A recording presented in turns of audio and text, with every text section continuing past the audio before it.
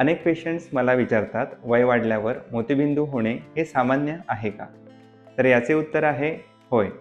वय वाढत गेल्यानंतर आपल्या शरीरातील इतर अवयवांप्रमाणेच डोळ्यातील भिंगामध्येही बदल होऊ लागतात. हे भिंग हळूहळू कमी पारदर्शक होत जाते, धुसरपणा वाढतो आणि यालाच मोतीबिंदू असे म्हणतात.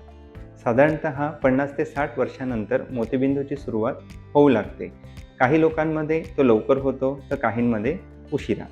मात्र एक गोष्ट लक्षात ठेवा, वय वाढणे हे मोतीबिंदूचे प्रमुख कारण असले तरी देखील प्रत्येक व्यक्तीमध्ये मोतीबिंदू वाढण्याचा वेग वेगळा असू शकतो.